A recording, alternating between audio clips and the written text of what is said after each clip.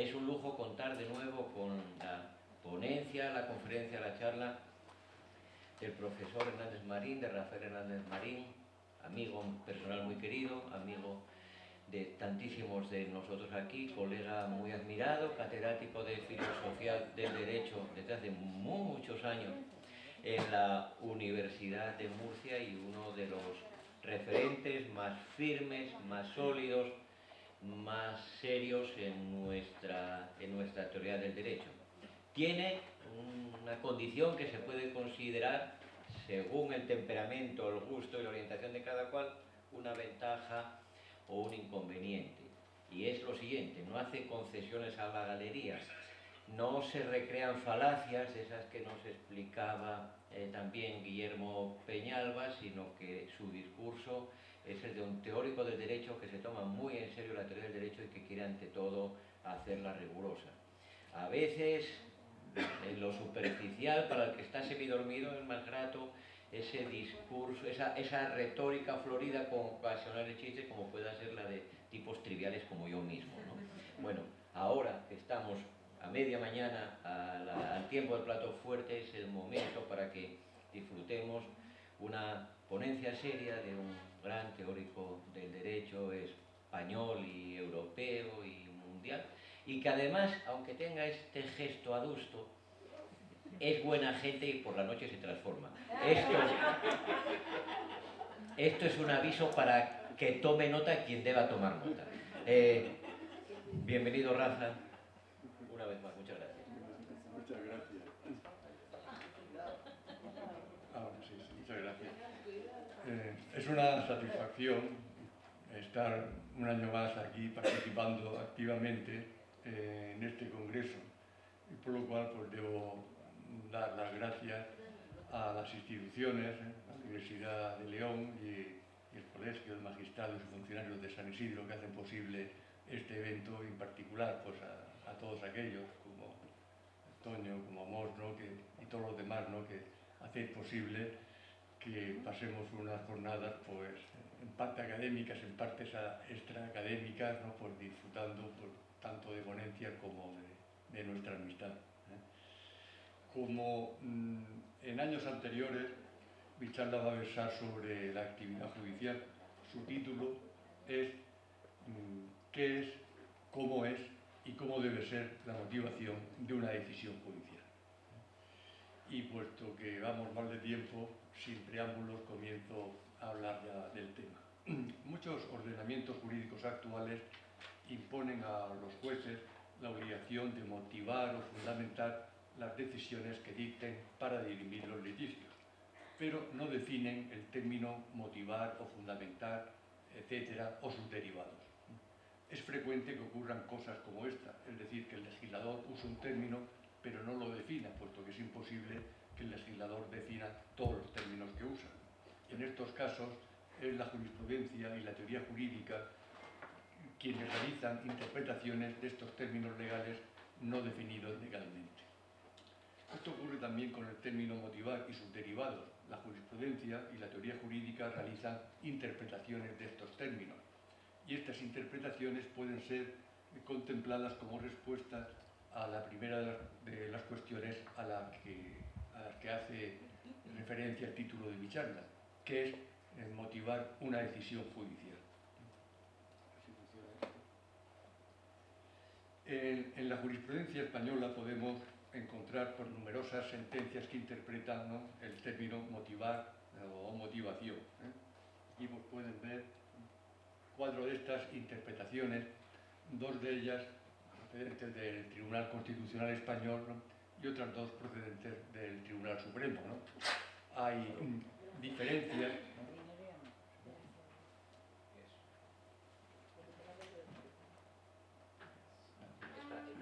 Sí, perfecto. Hay diferencias entre estas interpretaciones. Parece, el término motivar, parece que todas ellas son más o menos razonables, pero yo no comparto estas nociones de motivación. Ninguna de ellas me parece satisfactoria, por las razones siguientes. Supongamos que una persona, Carmen, ha matado a alguien, es acusada ante el juez de homicidio no existe ninguna duda acerca de su culpabilidad, ni concurren circunstancias eximentes, etc. Y supongamos también que el juez dicta, en este caso, una decisión condenatoria que castiga a Carmen a una pena de 12 años de prisión y justifica su decisión mediante el siguiente razonamiento.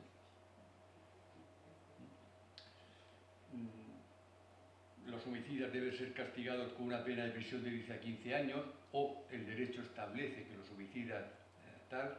Carmen es una homicida, por tanto, Carmen debe ser castigada a 12 años de prisión.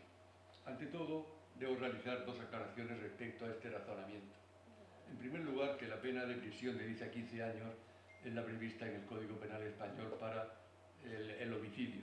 Y en segundo lugar, que en este razonamiento la expresión "el derecho establece que" aparece entre paréntesis porque es una cuestión polémica a la que me referiré más adelante, pero ahora es irrelevante, la de si al motivar sus decisiones los jueces formulan, repitiéndolas, las mismas normas que el legislador ha dictado, o bien se limita a citar dichas normas. A primera vista puede parecer indudable que el razonamiento 1 es una motivación de la decisión condenatoria que constituye su conclusión. Sin embargo, la realidad es que sí pueden existir dudas al respecto. Estas dudas surgen cuando nos imaginamos la posibilidad de que en ese mismo supuesto de la homicida Carmen, el juez o tribunal hubiera dictado una decisión absolutoria y hubiera justificado su decisión alegando que Carmen tiene 2 hijos de corta edad que dependen económicamente de la madre, que siempre ha cuidado de sus hijos, los cuales estarán mejor atendidos por la madre que por los servicios sociales, y que existen numerosas normas jurídicas que exigen proteger a los menores de edad. Por encima de todo, cabría invocar incluso el principio de interés superior del menor. Es decir, supongamos que en el caso citado el juez dicta una decisión absolutoria y justifica esta decisión mediante el razonamiento siguiente: los menores deben ser protegidos, o el derecho establece que los menores deben ser protegidos, los hijos de Carmen estarán mejor atendidos por su madre que por los servicios sociales, por tanto, Carmen debe ser absuelta. Si volviéramos a la pantalla anterior, que recoge diferentes definiciones de la noción de motivación, ¿no?, que aparece en la jurisprudencia española, podemos advertir que, de acuerdo con estas definiciones, también el segundo razonamiento puede ser considerado una motivación de la decisión absolutoria que constituye su decisión. Si pasamos de la jurisprudencia a la teoría jurídica, se puede afirmar que existe unanimidad, al menos eso me parece, en la teoría jurídica, en interpretar el término motivar como justificar. Pero esta respuesta a la pregunta de qué es motivar una decisión judicial plantea una nueva interrogante: ¿qué es justificar una decisión judicial? Según una concepción minoritaria, la justificación de una decisión judicial es una actividad persuasiva, consistente en presentar razones a favor de la decisión para tratar de convencer a las partes litigantes y a los ciudadanos en general de la bondad, por así decirlo, de la decisión. Es más frecuente que la motivación de una decisión judicial entendida como justificación de la decisión sea calificada como justificación racional de la decisión o como un razonamiento justificatorio de la decisión. A veces se añade la precisión de que esa justificación racional de la decisión consiste en dar las razones fácticas y jurídicas que han inducido al tribunal a dictar la decisión. Sin embargo, estas concepciones teóricas de la motivación de una decisión judicial también implican que el razonamiento segundo es una motivación de la decisión absolutoria que constituye su decisión, pues este razonamiento segundo contiene buenas razones a favor de la decisión absolutoria, es una justificación racional de esa decisión absolutoria, e incluso se podría decir también que dicho razonamiento expresa las razones fácticas: los menores estarán mejor atendidos por la madre que por los servicios sociales y jurídicas, el derecho exige proteger a los menores, que han inducido al tribunal a dictar dicha decisión absolutoria. En la teoría jurídica también hallamos una noción de justificación de las decisiones judiciales más estricta, que define esa noción mediante la noción de deducibilidad o consecuencia lógica. Según esa definición, una decisión judicial está justificada o justificada conforme al derecho cuando la decisión es deducible o es consecuencia lógica de una o más normas jurídicas y de la descripción de un caso concreto. Pero si aceptamos esa definición, habría que decir que el razonamiento 1, en contra de lo que se pretende, no es una justificación, ni tampoco una motivación de la decisión condenatoria que constituye su conclusión. Pues esa decisión no es deducible o no es consecuencia de la norma jurídica que castiga el homicidio y una descripción de un caso concreto en ninguno de los sistemas, de los numerosos sistemas de lógica de normas, todos ellos discutibles, que se han elaborado en los últimos 70 años, al menos en ninguno de los sistemas que yo conozco. Es indiscutible que la motivación de una decisión judicial consiste en un razonamiento o en una cadena de razonamientos. Sin embargo, en mi opinión, la motivación de una decisión judicial no es meramente un razonamiento justificatorio de la decisión, sino un razonamiento que intenta probar que la decisión es correcta. Por otra parte, para el legislador o para el derecho, que es el que impone a los jueces la obligación de motivar, una decisión judicial correcta es una decisión judicial jurídicamente correcta, o sea, conforme al derecho. Por esta razón, mi respuesta a la cuestión de qué es la motivación de una decisión judicial es que se trata de un razonamiento que pretende probar que la decisión es conforme al derecho desde el punto de vista procesal, pero sobre todo desde el punto de vista material. Es decir, concibo la motivación de una decisión judicial como un intento de probar que la decisión es procesalmente conforme al derecho y sobre todo que es materialmente conforme al derecho, o sea, que la decisión tiene el contenido exigido por el derecho. Si la motivación de una decisión judicial es concebida de este modo, se puede decir que toda motivación de una decisión judicial es una justificación de la decisión, pero no toda justificación de una decisión judicial es una motivación. Por ejemplo, los dos razonamientos anteriores, el razonamiento 1 y el 2, son justificaciones de las decisiones que constituyen sus respectivas conclusiones, pero es discutible que sean motivaciones, o sea, intentos de probar que esas decisiones son conformes al derecho. O pensemos en las sentencias consecuencialistas, que son aquellas sentencias que justifican la decisión estimatoria o desestimatoria por la que optan, intentando probar no que la decisión contenida en la parte dispositiva es conforme al derecho, sino que la otra opción, la decisión de signo opuesto, tiene, en opinión del tribunal que la dicta, consecuencias indeseables.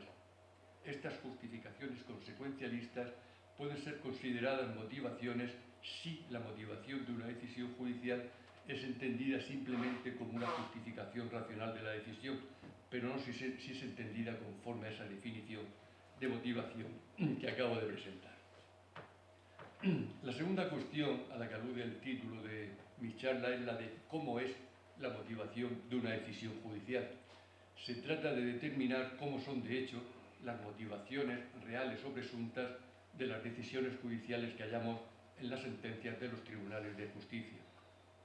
Dado que esas motivaciones son cadenas de razonamiento, es oportuno recordar algunas ideas relativas a las cadenas de razonamiento. En una cadena de razonamientos cualquiera cabe distinguir enunciados de tres clases. Las premisas iniciales, que son los enunciados que son premisas de alguno de los razonamientos de la cadena, pero no son a la vez conclusiones de ningún otro razonamiento de la cadena. La conclusión final, que es el enunciado que es la conclusión de uno de los razonamientos de la cadena, y no es a la vez premisa de ningún otro razonamiento de la cadena, y otros enunciados que pueden ser calificados indistintamente como premisas no iniciales o conclusiones intermedias, porque son enunciados que, por un lado, son premisas de algún razonamiento de la cadena y a la vez conclusiones de otro de esos razonamientos. Estas ideas pueden ser ilustradas mediante esa figura que representa una cadena de dos razonamientos, los razonamientos R y R1, y está integrada por 5 enunciados. Las premisas iniciales de la cadena son los enunciados A1, A2, ¿no? Y B2. La conclusión final es el enunciado B3, mientras que el enunciado B1 es una premisa no inicial o conclusión intermedia. Y se puede calificar como razonamiento principal de una cadena de razonamientos aquel subrazonamiento cuya conclusión es la conclusión final de la cadena. De acuerdo con esta idea, el razonamiento principal de esta cadena sería el razonamiento R, dado que su conclusión, el enunciado B3, es la conclusión final de la cadena. Las motivaciones de las decisiones judiciales que hallamos en las sentencias de los tribunales de justicia son, como he dicho, cadenas de razonamientos que obviamente tienen una conclusión final, y conforme a las observaciones que acabo de realizar, es necesario identificar esa conclusión final para saber cuál es el razonamiento principal de la cadena. Con esta finalidad es necesario llamar la atención sobre un hecho notable, aunque estemos acostumbrados a él: el hecho de que en una sentencia judicial la decisión que resuelve el litigio de que se trate va precedida frecuentemente de un marcador de conclusión, como por consiguiente, por todo lo expuesto, por tanto, etc. Ello revela que en una sentencia judicial la decisión que resuelve el litigio es tratada como una conclusión de esa cadena de razonamientos incluida en la sentencia que constituye la motivación de la decisión. Por otra parte, esa decisión no es a la vez premisa de otro razonamiento. Y ello implica, de acuerdo con las observaciones que he realizado antes, dos consecuencias importantes. La primera es la siguiente: en una sentencia judicial, la conclusión final de la motivación de la decisión que se trate es la propia decisión. Y en segundo lugar, el razonamiento principal, el subrazonamiento principal de la motivación y en definitiva de la sentencia es el razonamiento cuya conclusión es la decisión. Sin embargo, es discutible cuáles son las premisas de ese razonamiento principal y, por tanto, cuál es la composición íntegra de ese razonamiento y de qué tipo de razonamiento se trata. Según la opinión mayoritaria, un ejemplo del razonamiento principal de una sentencia judicial, ¿no?, sería el siguiente.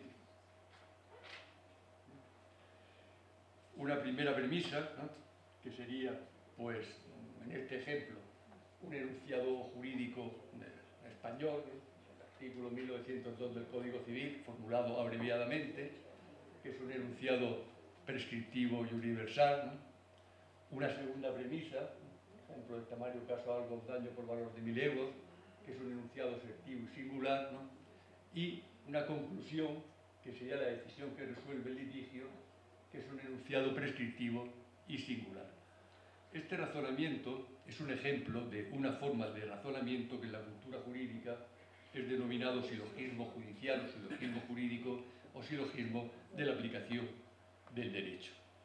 Y dado que, según se piensa, en una sentencia el razonamiento principal de la motivación de una decisión judicial es un razonamiento de este tipo, o sea, un silogismo judicial, el silogismo judicial es el prototipo de razonamiento jurídico.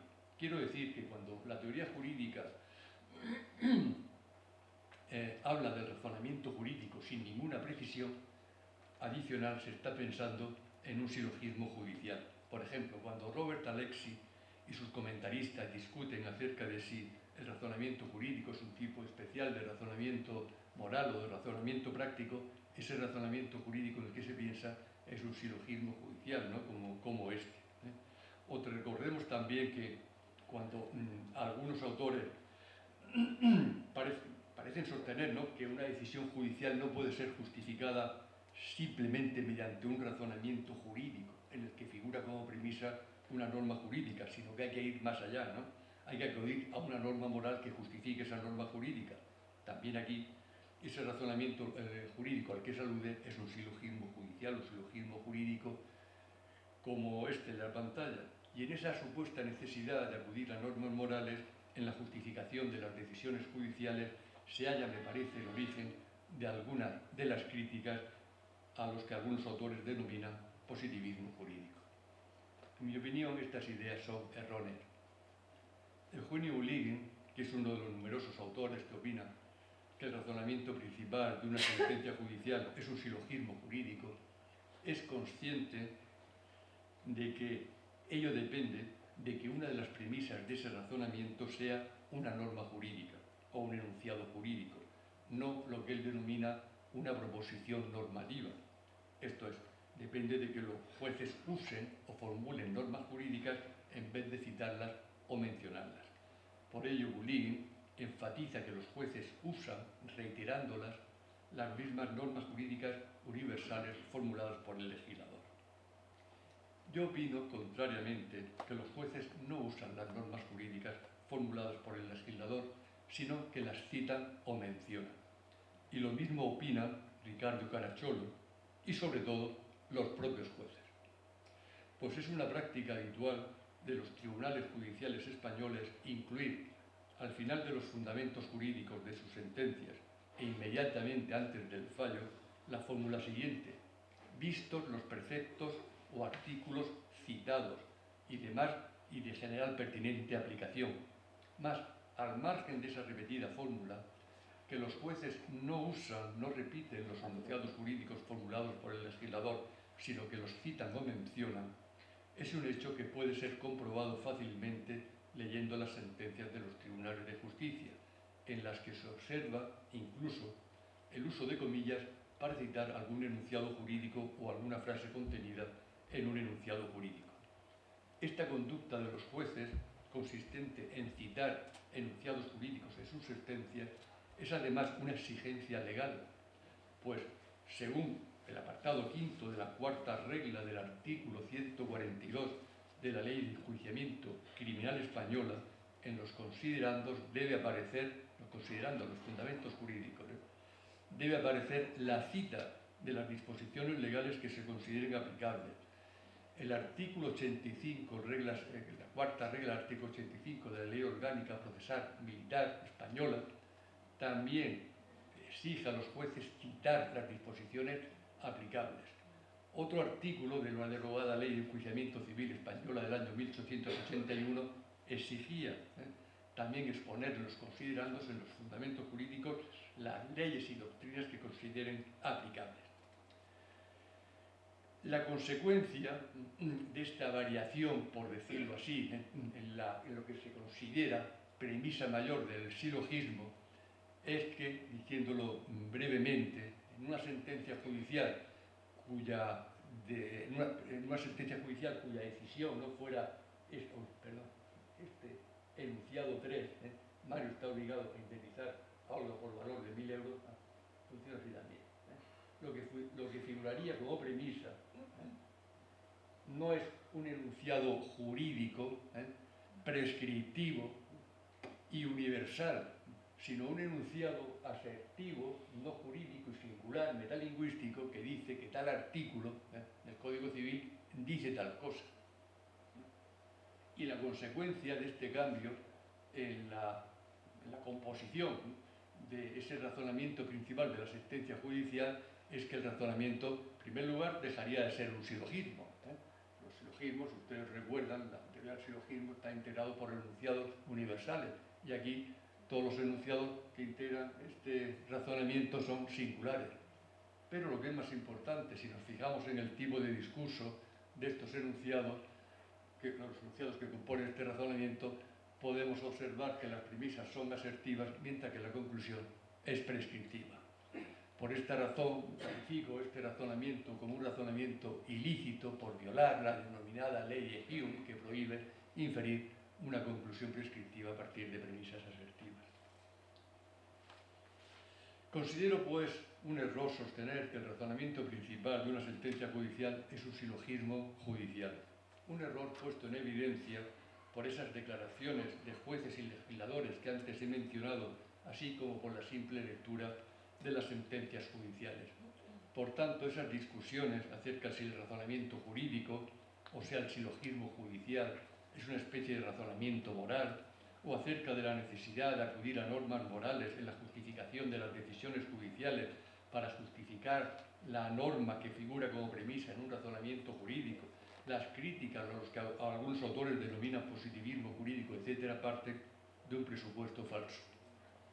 El hecho de que la teoría jurídica, secularmente, desde Cesare Beccaria, hace más de 250 años, hasta la actualidad, haya sostenido la tesis de que el razonamiento principal de una sentencia judicial es un silogismo judicial, a pesar de la evidencia contraria, exige una explicación. Y la explicación parece ser la siguiente.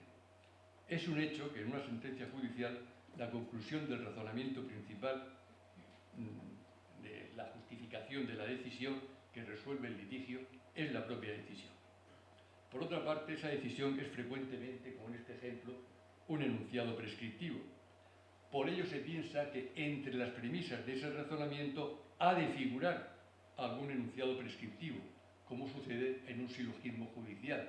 No puede ser, se piensa, que entre las premisas de dicho razonamiento principal no figure ningún enunciado prescriptivo, como sucede en este razonamiento que denomino ilícito. Brevemente, la explicación de por qué la teoría jurídica ha sostenido y sigue sosteniendo que el razonamiento principal de una sentencia es un silogismo judicial, a pesar de la evidencia contraria, consiste simplemente en que se piensa que el razonamiento principal de una sentencia ha de ser un silogismo judicial. Esta observación nos introduce en la última de las cuestiones a las que alude el título de mi charla: cómo ha de ser o cómo debe ser la motivación de una decisión judicial. La creencia de que el razonamiento principal de una sentencia judicial ha de ser un silogismo judicial o silogismo jurídico no tiene su origen en ninguna ley procesal, puesto que no existe ninguna norma procesal, al menos española actual, que exija a los jueces incluir un silogismo judicial en las motivaciones de sus decisiones. Ninguna de las leyes procesales dice nada al respecto. Dicha creencia es el resultado, me parece, de las siguientes ideas que pueden vislumbrarse en la literatura jurídica de los últimos 40 o 50 años. Y se puede mostrar con la pantalla anterior, ¿no? Se piensa que el razonamiento principal es este, de la sentencia es un silogismo judicial. Se piensa lo siguiente: en primer lugar, que un silogismo judicial prueba que la decisión judicial, que es su conclusión, es deducible o es consecuencia de sus premisas, una de las cuales es una norma jurídica, N, la que sea, y otra una descripción de un caso concreto. Esto es lo que quiere decir Jerzy Wróblewski cuando afirma que el silogismo judicial es la forma de justificar, cito literalmente, internamente una decisión judicial. De esta manera, es decir, mediante un silogismo judicial que prueba que una decisión judicial es deducible o es consecuencia de una norma jurídica N y una descripción de un caso concreto, queda también probado que la decisión cumple una condición que es necesaria, no suficiente, pero sí necesaria, para ser una decisión que aplica la norma jurídica N y en definitiva para ser una decisión conforme al derecho. Por todo ello, la motivación de una decisión judicial ha de incluir un silogismo judicial a fin de probar, primeramente, que la decisión es deducible de una norma jurídica N y de una descripción de un caso concreto, y para probar también, en última instancia, que la decisión es conforme al derecho. Si la apreciación que acabo de realizar es correcta, la creencia de que el razonamiento principal de la motivación de una decisión judicial ha de ser un silogismo judicial tiene su origen en tres ideas. La primera es una concepción acerca de la corrección jurídica de las decisiones judiciales, según la cual, para que una decisión judicial sea jurídicamente correcta o conforme a derecho, es necesario que la decisión aplique una norma jurídica.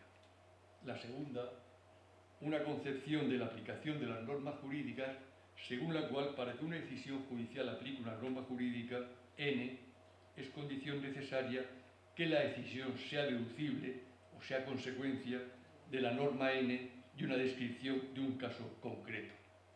Y en tercer lugar, una tesis de naturaleza lógica relativa al valor probatorio de los razonamientos, conforme a la cual un silogismo judicial prueba que su conclusión, la decisión judicial, es consecuencia de sus premisas.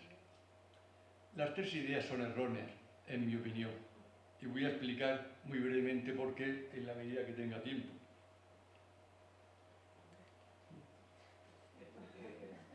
¿Sí? 10 minutos, por ejemplo, sin problema. 11 ya con problema. Vamos a tener problemas. Bueno, por lo que respecta a la primera cuestión, supongamos que una persona inocente, Pedro, es acusada de robo.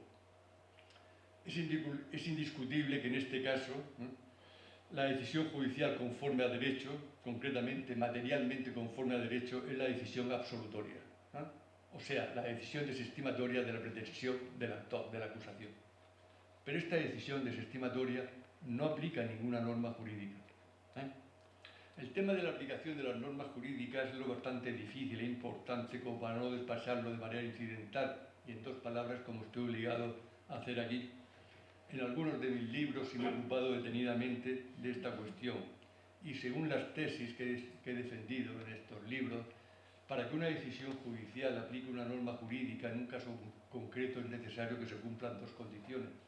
En primer lugar, que el caso esté contemplado por el supuesto hecho de la norma y en segundo lugar, que la decisión sea la prevista en la consecuencia de la norma. Estas observaciones constituyen sin duda una simplificación, pero son suficientes para advertir que conforme a ellas, la decisión desestimatoria dictada en ese caso de Pedro, acusado injustamente, ¿no?, de haber cometido un robo, no aplica la norma penal que castiga el robo. Y además por dos razones. Ni el caso de Pedro es un caso contemplado por el supuesto hecho de esa norma penal, puesto que Pedro es inocente, no ha cometido ningún robo, ni la decisión desestimatoria es la prevista en la consecuencia de la norma penal que castiga el robo. Por razones similares, la decisión desestimatoria no aplicaría ninguna otra norma penal. También es errónea, en mi opinión, la segunda de estas tesis. Esta concepción de la aplicación de las normas jurídicas tropieza con la dificultad de explicar qué significa la noción de deducibilidad o consecuencia aplicada a normas jurídicas, que no son enunciados asertivos, enunciados verdaderos o falsos. Este es precisamente el problema que cuestiona la posibilidad de una lógica de normas. Pero además,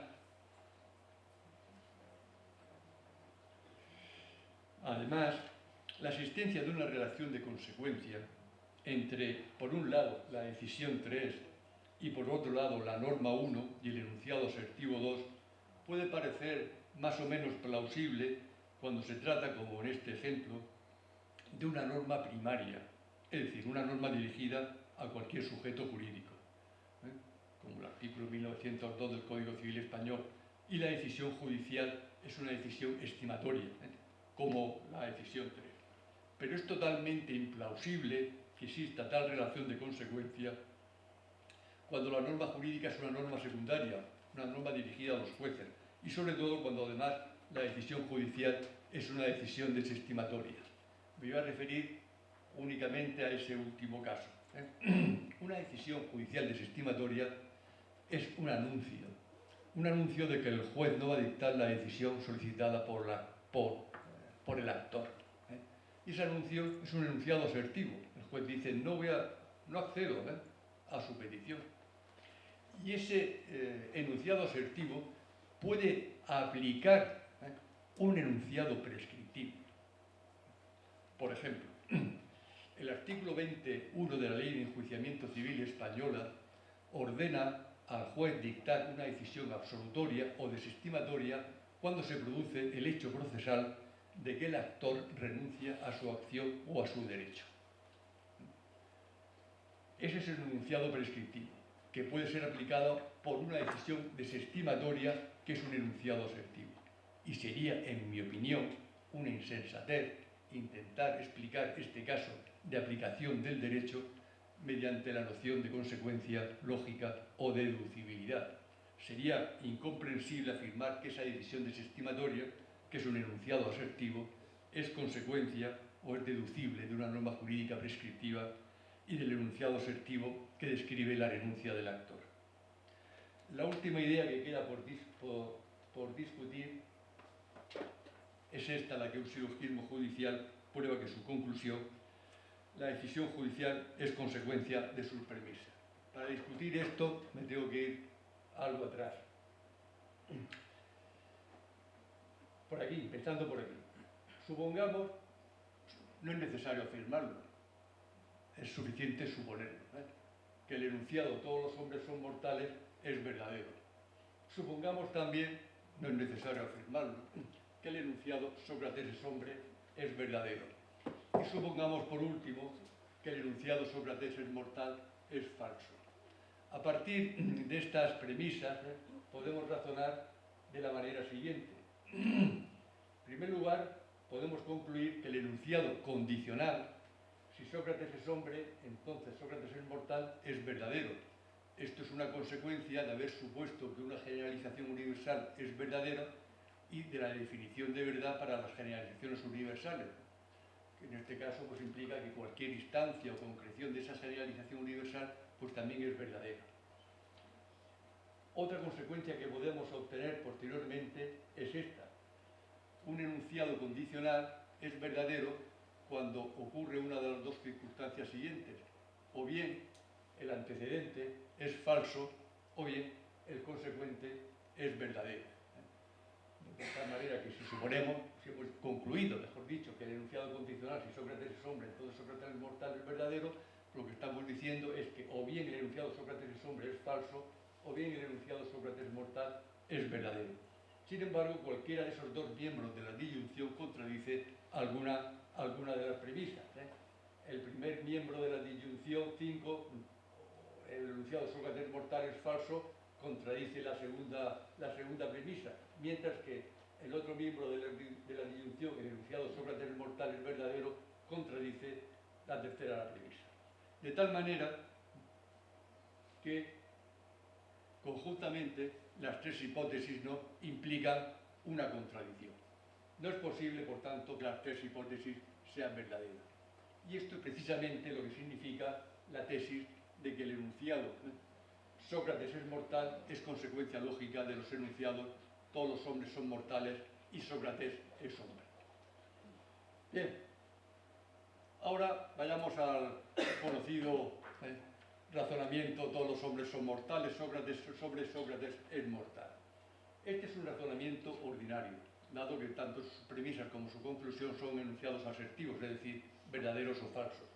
Y además es un razonamiento sólido, dado que sus dos premisas son verdaderas y además, como acabamos de ver, su conclusión es consecuencia lógica de sus premisas. Lo acabamos de probar. Es imposible que sus dos premisas sean verdaderas y su conclusión sea falsa. Por esta razón, es decir, dado que ese razonamiento es un razonamiento ordinario, sólido, su conclusión no puede ser falsa, ha de ser verdadera. Por esta razón, ese razonamiento prueba la verdad de su conclusión. Pero hay que decir más cosas. En primer lugar, que ese razonamiento solo prueba la verdad de su conclusión. No prueba que él mismo es un razonamiento sólido. No prueba ni que sus premisas son verdaderas, ni tampoco que su conclusión es consecuencia lógica de sus premisas. Ese razonamiento no es suficiente para probar que su conclusión es consecuencia lógica de sus premisas. Y además, podemos añadir, como acabamos de ver, no es necesario tampoco para probar que su conclusión es consecuencia lógica de sus premisas. Eso se puede probar mediante unas técnicas que aparecen en libros de lógica que se llama árboles semánticos. El razonamiento que yo he hecho antes es un razonamiento que está inspirado, ¿no?, en esos árboles semánticos. Por tanto, podemos extraer algunas consecuencias de este ejemplo. Si un razonamiento R es un razonamiento sólido, entonces prueba la verdad de su conclusión. Pero solo prueba la verdad de su conclusión. En particular, conviene destacar esta observación: ningún razonamiento prueba, o sea, ningún razonamiento es suficiente para probar que su conclusión es consecuencia lógica de sus premisas, ni siquiera, como destaco aquí, en los casos de razonamientos cuya conclusión es consecuencia lógica de sus premisas. Y además, como hemos visto, un razonamiento tampoco es necesario para probar que su conclusión es consecuencia de sus premisas.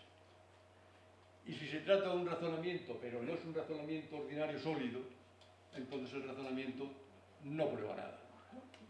Así es. Estas observaciones han de ser tenidas en cuenta a la hora de enjuiciar esa noción de justificación interna de las decisiones judiciales que se viene repitiendo 40 años en la teoría jurídica.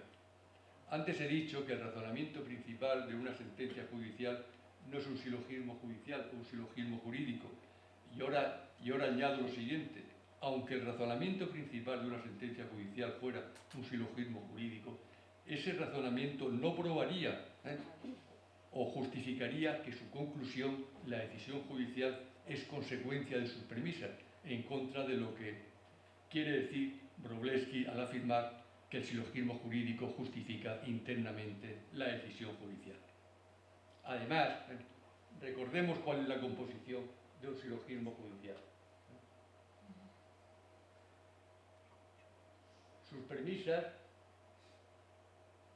son una asertiva y otra prescriptiva, mientras que su conclusión es prescriptiva. Pues por esta razón, lo que la tesis de la justificación interna sostiene es que un silogismo judicial prueba que su conclusión, que es prescriptiva, es deducible, mejor dicho, es consecuencia mixta, habría que decir, de sus premisas, una de las cuales es asertiva y la otra prescriptiva. Y al día de hoy, nadie ha aclarado esa noción de consecuencia mixta.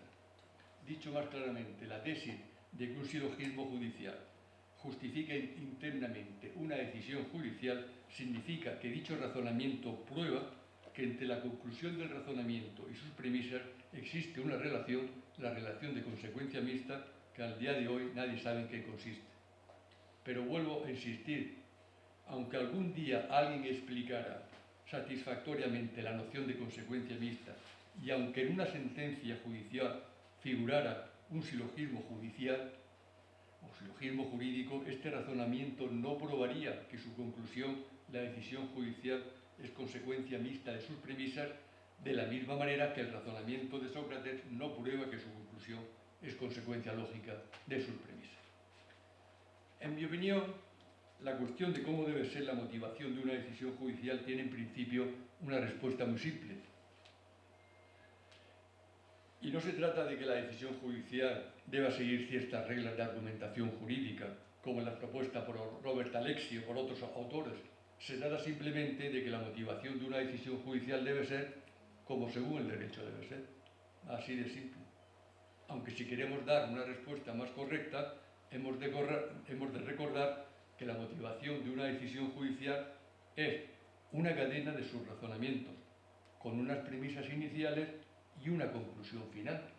Por tanto, cada uno de esos elementos, los subrazonamientos, sus premisas, la conclusión final, etc., deben ser como según el derecho debe ser, han de cumplir las exigencias impuestas por el derecho. Por lo que respecta a los subrazonamientos que integran la motivación de una decisión judicial, así como a sus premisas iniciales, existe una regulación jurídica que es más o menos minuciosa, según de qué subrazonamiento se trate y según también cuál sea el ordenamiento jurídico que tomemos como referencia. La más prolija de esas regulaciones es la relativa al razonamiento probatorio, que es uno de los subrazonamientos integrantes de la motivación de una decisión judicial.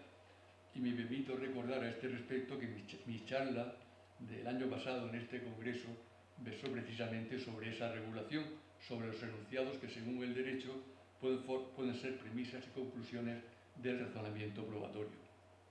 Consideremos ahora la conclusión final de la motivación de una decisión judicial. Como he observado antes, en una sentencia judicial la conclusión final de la motivación de la decisión que resuelve el litigio es la propia decisión. Por lo cual, la decisión, además de ser la conclusión final de su propia motivación, es también la conclusión del razonamiento principal de dicha motivación. Y ello tiene como consecuencia que dicho razonamiento principal, con independencia de si es un silogismo judicial o un razonamiento ilícito, como yo sostengo, no sea un razonamiento ordinario. y que la motivación en su conjunto no sea una cadena de razonamientos ordinarios, por lo cual dicho razonamiento principal y la motivación considerada globalmente no pueden probar nada. Es más, ni siquiera pretenden probar nada. A este respecto, es necesario tener en cuenta las consideraciones siguientes.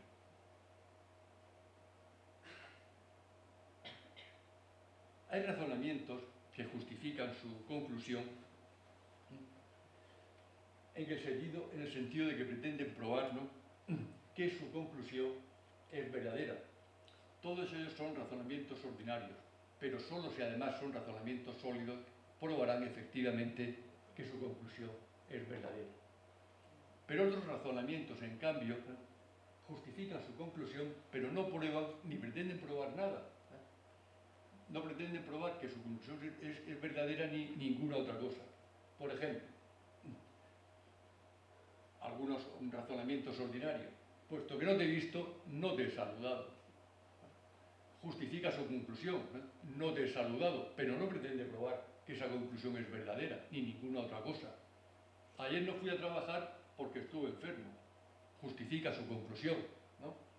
Ayer no fui a trabajar, pero no pretende probar que esa conclusión es verdadera, ni ninguna otra cosa.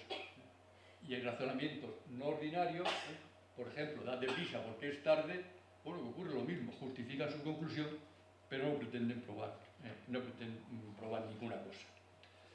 Esto es lo que sucede con cualquier razonamiento o cadena de razonamientos cuya conclusión o conclusión final sea una decisión judicial, como sucede en una sentencia judicial. Esos razonamientos justifican sus conclusiones, las decisiones, dan razones a favor de las decisiones que constituyen sus respectivas conclusiones, pero no prueban ni pretenden probar cosa alguna. Es posible que alguno de los subrazonamientos incluidos en esa cadena de razonamientos, que es la motivación de una decisión judicial y cuya conclusión final es la decisión que resuelve un litigio, sea un razonamiento ordinario sólido. En este caso, dicho subrazonamiento probará la verdad de su conclusión, pero contemplada globalmente, esa cadena de razonamientos, esa justificación o motivación, no prueba nada ni pretende probar nada. Para evitar esta consecuencia, es necesario abandonar la idea de que la conclusión final de la motivación de una decisión que resuelve un litigio es la propia decisión. Esta idea no es una exigencia del derecho. Las leyes procesales no dicen nada acerca de cuál debe ser la conclusión final de la motivación de una decisión judicial. ¿Cuál debería ser entonces esa conclusión? La respuesta a esta cuestión se halla, en mi opinión, en la concepción de la motivación que antes he presentado, según la cual la motivación de una decisión judicial es un intento de probar que la decisión es conforme a derecho. Pues supongamos que un autor, un teólogo, un filósofo, quisiera probar que Dios existe mediante una cadena de razonamientos. Las premisas iniciales de esa cadena de razonamientos podrán ser unas u otras. Los subrazonamientos integrantes de esa cadena también podrán ser unos u otros, pero la conclusión final de esa cadena de razonamientos que pretende probar que Dios existe solo puede ser la tesis que afirma que Dios existe. De la misma manera, la conclusión final de una cadena de razonamientos que pretende probar que una decisión X es conforme a derecho, pues ha de ser no la propia decisión X, sino un enunciado asertivo metalingüístico acerca de la decisión X que afirma que la decisión X es conforme a derecho. Si este enunciado asertivo, que afirma que la decisión X es conforme a derecho, fuera la conclusión final de la motivación de la decisión X, dicho enunciado asertivo sería también la conclusión del razonamiento principal de esa motivación. En este caso, ese razonamiento principal, que según he dicho antes, no es un silogismo judicial, sino un razonamiento que he calificado como ilícito, no sería ninguna de las dos cosas, pero podría ser un razonamiento ordinario, integrado exclusivamente por enunciados asertivos.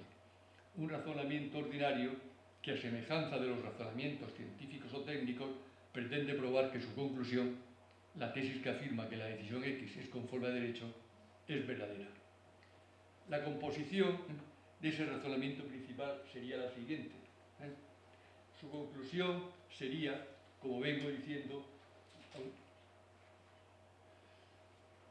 la decisión X es conforme al derecho. Mientras que las premisas de ese razonamiento principal serían tres.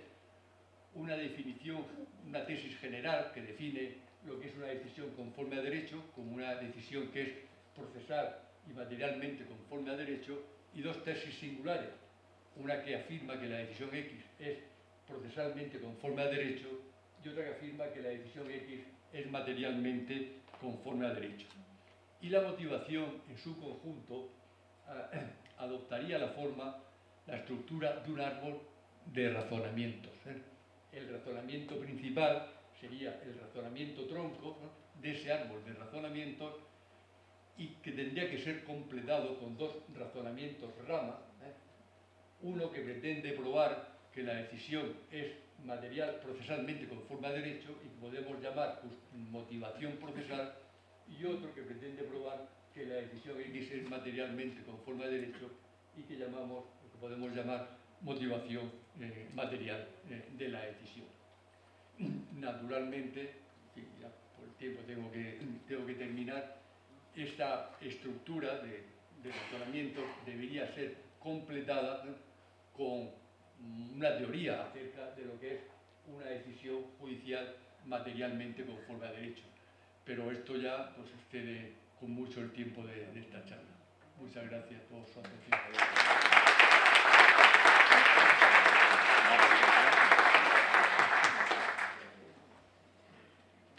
Bueno, pues se lo advertí. Rigor, contundencia, y para los que solemos hablar un poco más a humo de pajas, pues un poco de pudor, un poco de vergüenza también, porque quizá no todos estamos como debiéramos adiestrados en este rigor que a Rafael le sobra. Vale, ahora a ver quién es el valiente que hace una pregunta. Vamos a hacer tres preguntas muy rapiditas porque ya apareció el cuarto. Están esperando a que yo diga se acabó y aparece siempre un mexicano. Bueno, rapidito, todos quieren hacer preguntas. Bueno, yo me tengo que ir dentro de un rato. ¿Yo empiezo? Sí. Bien. Profesor, usted me dice que la sentencia no puede ser asociada con un silogismo. Luego... No digo eso. He dicho eso. He dicho que el razonamiento principal de la motivación de una decisión judicial no es un silogismo. No es un silogismo, perfecto. Mi primera idea era si era de todas maneras algún tipo de deducción, ya no silogística, pero sí algún tipo de deducción. Usted me dice que es en realidad un razonamiento ordinario, es decir, que lo aparta, un razonamiento, una justificación ordinaria, que lo aparta de estas concepciones clásicas, digamos, del silogismo y del razonamiento deductivo. No es un razonamiento deductivo. Un razonamiento deductivo es un razonamiento deductivamente válido. Bien, sí. Un razonamiento deductivamente válido es un razonamiento cuya conclusión es consecuencia de sus premisas. Si no, pero el problema precisamente es que en un silogismo, con independencia de si aparece un silogismo judicial, con independencia de si aparece o no en una sentencia judicial, tiene una composición respecto al tipo de discurso de los enunciados, premisas y conclusiones que lo integran, respecto al cual no se puede hablar de consecuencia, tenemos que hablar de consecuencia mixta, de que un enunciado prescriptivo es consecuencia mixta de uno prescriptivo y uno restrictivo, y no sabemos qué significa la noción de consecuencia mixta. No podemos calificar, al margen de si en una sentencia judicial aparece o no un silogismo judicial, al margen de eso, no podemos calificar un silogismo judicial como un razonamiento deductivo mientras no sepamos qué significa el término de relación consecuencia mixta. Lo que quiero continuar de llegar Sí, núcleo, a lo mejor al núcleo de era irrelevante la observación. Pero bueno. No, era relevante, por supuesto, pero usted me dice allí, por ejemplo, la decisión X es conforme a derecho. Esto sería la conclusión de la cadena de razonamientos que aparece. Eso es lo que yo pienso como debería ser. Sí. Por supuesto. Ahora, esta decisión es la decisión misma. Era mi pregunta inicial. Sí. Esta era mi pregunta inicial. Ahora, no, vamos a ver. Este es un enunciado metalingüístico acerca de la decisión. Del discurso de las consideraciones, digamos. Sí. Y después hay una parte resolutiva, que aunque repite las palabras, tiene una función diferente. En un caso es una ilocución y en otro caso es perlocutorio. No, en el caso, no, la decisión dice, condeno a fulano a tal pena, está obligado a tal. Y luego, por otra parte, la motivación debe intentar probar que esa decisión es conforme al derecho. Por eso, el hecho un de que discurso las palabras se metalingüístico. repiten, la función es diferente. Es un discurso metalingüístico acerca de la decisión. Por supuesto. Eso, Bien. efectivamente. Pero Han llegado al acuerdo. No, si hablando se entiende la gente y sobre todo cuando hablan así, breve y preciso. Por acá, siguiendo con la verdadera precisión. Profesor, discúlpeme porque verdaderamente usted me acaba de desmontar una teoría que... Y a usted se lo desmonta joven, pero imagínese a otros. Entonces, pues uno, yo soy juez y trabajo para la Escuela Judicial en la República Dominicana y la forma más fácil de enseñar a los aspirantes a jueces de paz cómo se motiva de manera correcta es trabajando con el silogismo. Entonces ahora usted dice que nosotros ni siquiera construimos silogismo o que lo que llamamos silogismo ni siquiera es un silogismo. Entonces, estamos yo tengo que entender ahora porque yo le estoy enseñando mal porque yo aprendí Ya mal. me partiste el corazón, ahora consuela. Entonces, pues claro. Ya no sabía lo que hacer también.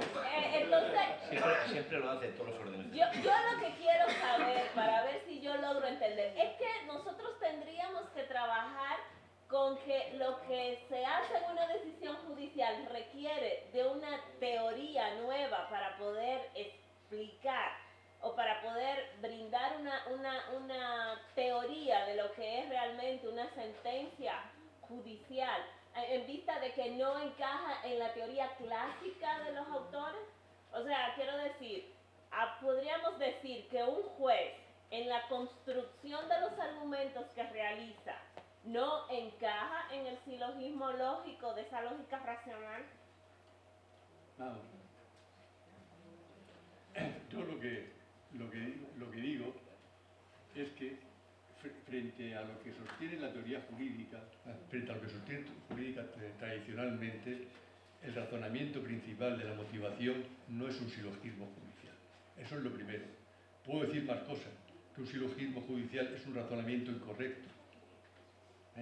Y puedo decir más cosas, que es innecesario.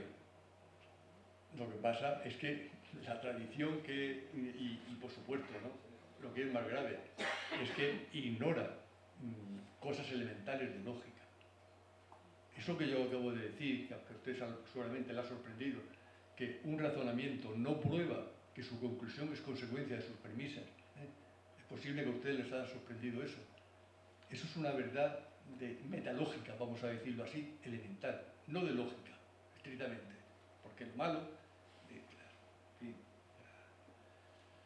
mucho discurso de la teoría jurídica de los últimos años acerca de la argumentación jurídica, es que no es que si se ha llegado a algo, se ha llegado a la lógica proposicional de Peirce y Cook y estas cosas, y no se ha estudiado mínimamente la metalógica. ¿Para qué sirve eso? Pero muchos autores utilizan inclusive la motivación de las decisiones judiciales para explicar sus teorías con relación a la construcción de los argumentos. Entonces, utilizar las decisiones judiciales como norte y luego plantear que inclusive lo que nos están enseñando para construir argumentos no debería de ser el norte, es como chocante, ¿no le parece? No entiendo lo que quiere decir. Quiero decir, hay muchísimos autores que cuando tú ves el autor, él utiliza la construcción que se realiza dentro de una sentencia judicial para poder explicar su teoría de los argumentos. Ah, bueno, quiere decir que toma las como sentencias judiciales como motivos. Como referencia. Lo que es un silogismo explicando el silogismo. Pues vaya nivel. Vamos muy mal de tiempo. Vamos a hacer intervenciones. ¿Usted quiere un segundo?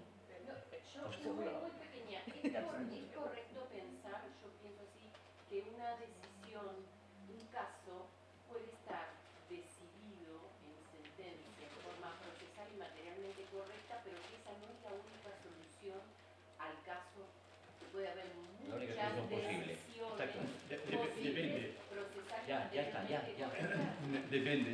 Por ejemplo, en los casos en que la norma que regula el caso es una norma secundaria que deja al juez por ejemplo, la posibilidad, un abanico de posibilidades de poner una pena de 10 a 15 años, sí, efectivamente. Una cuota alimentaria, sí, claro. ¿Cómo? Una cuota alimentaria, Por ejemplo, efectivamente, son normas secundarias, las normas dirigidas al juez, pero en el caso de las normas primarias, ¿no? Que dice, oye, que dice al juez, no, es que no deja, no hay posibilidad de discreción judicial. O si el daño causado son 1.000 euros, pues la responsabilidad es de 1.000 euros. No son 1.001 ni 999. Bueno, depende. Vamos, les encanta hablar juntos, yo creo que después de esa tristeza se va recomponiendo la relación, pero yo tengo que cortar aquí. Vamos, intervenciones de exactamente 40 segundos que voy a cortar y todas seguidas y luego contestas a la que más te guste. Sí, profesor, se ha analizado el silogismo, ¿no?, dentro del razonamiento judicial, y ahí se decía que la decisión tenía que ser procesal y materialmente correcta, y que esencialmente una de las premisas, la primera premisa o la premisa mayor, es el precepto jurídico. Sin embargo, una comprobación de que no solamente es el razonamiento, ¿no?, automático, ¿no?, es, por ejemplo, la justicia constitucional, en la que la premisa mayor habitualmente es un precepto simplemente enunciativo, un catálogo, por ejemplo, de derechos. Voy a citar simplemente uno, el artículo 15 de la Constitución Política del Estado de Bolivia, ¿no?, reconoce que toda persona tiene derecho a la vida, pero ahí la pregunta, ¿qué vamos a entender por derecho a la vida? Necesariamente acudimos a una interpretación y determinamos, ¿no? Está claro. Simplemente eso. Creo que quedó perfectamente claro. Acumulamos rapidito México desde el centro. Sí, gracias. Doctor, lo siguiente es... entonces, Estoy cronometrando. Sí. Doctor, siendo así, parecería que entonces el juzgador, el decisor como tal, no conceptualiza entre enunciados normativos con las proposiciones normativas, porque así como se advierte, como decía la ponencia anterior, esa decisión, ¿verdad?, se pierde previa a esta en la parte considerativa y viene resultando esa mala identidad incurre en falacias. Entonces, así se advierte, doctor. Entonces es mi pregunta, al ser preciso, que debe clarificar entonces el decisor, enunciados con proposiciones. Listo, muchas gracias por... Ustedes han cumplido, es el primero y posiblemente el único. ¿Alguien más había pedido palabra? ¿No? Bueno, Rafa, pues tienes tú, pues, ¿qué voy a decir? Pues, esta gente también tiene mucho nivel, ¿no crees que eres tú? Lo del 2 o 3 minutitos. No, sí que el problema que plantea del derecho a la vida es un problema de interpretación, ¿sí? Que no tiene nada que ver con el tema del que yo estaba hablando, ¿no? La composición de eso, ¿qué se entiende por derecho a la vida?, ¿no? Es decir, cuando hay vida, si porque queremos decir esto. Bueno, en fin, yo creo que esto no tiene ninguna respuesta satisfactoria hasta ahora. Forma de norma, de enunciado prescriptivo universal es lo que quería decir. No, pero si es que yo no he dicho, yo he estado hablando de lo que ocurre, y después he estado hablando que hay diversas opiniones acerca de lo que ocurre. Lo que ocurre, según la teoría tradicional, es que hay un silogismo jurídico, y yo digo que no es eso lo que ocurre. Y por otra parte he dicho lo que debe ocurrir. Entonces no sé a qué se refiere, ¿no?, con eso del enunciado del derecho a la vida. Como que hay una diferencia estructural entre al que, vamos a decirlo así, al que mate a otro hay que castigarlo con la pena de 10 años, Sí.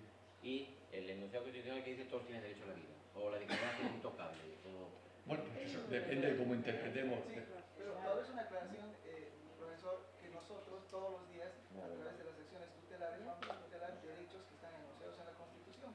Nuestra premisa mayor, ¿no?, o sea, el precepto ha de ser el derecho a la vida. Nuestra jurisprudencia determina inicialmente que es solamente el hecho vital, y ya nacer. Bueno, vamos a ver. ¿Cómo trabajar con derechos, digamos? No, pero eso es... En primer lugar, ahí un tribunal constitucional es, digamos, un tribunal de asuntos internos, igual que un tribunal de lo contencioso, que vigila la relación que existe entre dos elementos del derecho. Y no tiene por qué, ni tampoco en este caso, presentarse, no tenemos esa premisa mayor, es un planteamiento incorrecto. Esa es la premisa mayor a partir de la cual yo deduzco. Si ese es el planteamiento, en mi opinión, eso está mal hecho. Esa manera de proceder está mal hecha. Luego pueden seguir ahora. ¿Y tienes algo por qué regañar al amigo mexicano? No, porque no lo he entendido. Ah, bueno, pues entonces... Después hablamos. Eso también queda aplazado Y ya para la luego hablamos. conversación. Bueno, con las disculpas por la precipitación, como siempre, debida al interés y a la efervescencia, cerramos con un aplauso.